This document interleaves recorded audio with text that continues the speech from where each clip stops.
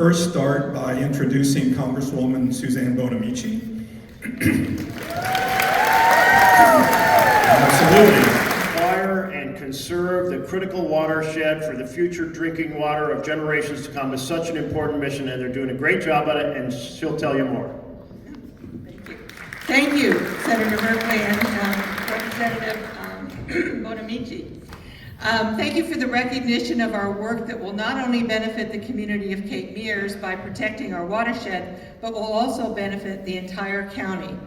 This is a flag to use in an appropriate fashion that has been flown over the U.S. Capitol.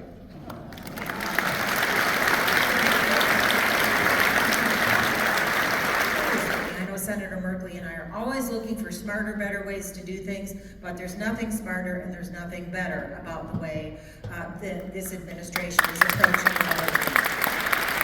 So you also heard that I care a lot about education. I absolutely do, and that's why I'm happy to be here in a school. I talk to a lot of people in schools. Nobody has said to me in all of my visits to schools and my education advocacy, like, let's get rid of the Department of Education. Nobody said that. Nobody has said, let's cut IDEA, Individuals with Disabilities Act funding. They all say fully fund IDEA so we could meet the needs of all of our students. So I showed up at the education department to ask questions. They wouldn't let us in, but I want you to know that I'm fighting for education because that Elon Musk and his group have been committing illegal activities.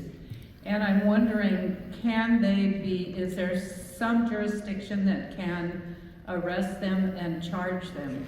I call it dodgy because give it its own no respect here. Yes, we're all for government efficiency, but this is an assault on everything. Think about here in the state, where they're gutting Bonneville Power, where they're gutting our research universities, where they're gutting our ag research stations. That's not efficiency. That's a careless, harmful, damaging, unthoughtful, and illegal effort, and we're going to do everything we can to confront it. The architect of Project 2025, Russell Vogt, he wants to appeal the lawbreaking that's under attack that he's doing and the president's doing, appeal to the Supreme Court and have the Supreme Court say, no, that's not lawbreaking. The president as executive can cut any programs he wants. If you do that, you have broken the line that's so essential in separation of the powers between Congress writing the law and the president implementing it. At that point, we do not have a president, we have a king or a future queen, and that's not okay because we are Americans and we stand for the republic, and every patriotic American is going to have to be in the streets and be loud and be aggressive to save our republic. Because Russell Vogt his nomination to be head of OMB was under the jurisdiction of the Budget Committee that I'm the top Democrat on. So he's in my office, and I'm saying, well, we adjudicated this issue about impoundment back in the 1970s, and Nixon tried to impound funds, and Congress said no, and the courts said no, and so we saved the separation of powers. And he basically said, I don't care. I believe in the unitary presidency. I think that the Supreme Court was wrong. I want the Constitution to be read to give the president these powers. And so we're going to proceed accordingly. So he was basically telling me before being confirmed that we're going to break the law, we're going to break the Constitution, and to hell with the previous Supreme Court ruling.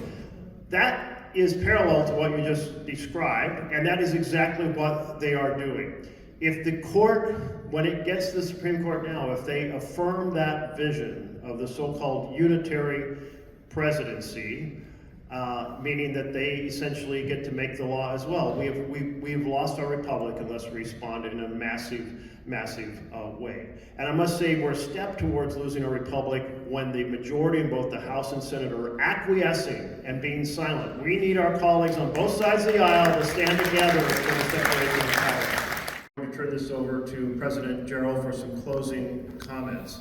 Thank you for showing up. The lighter moment is this. The challenges we face are dark and dangerous.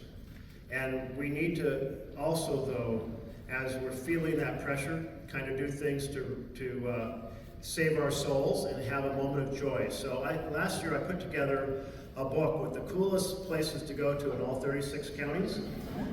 3 places, public places. It's called Oregon Treasurer's Quest.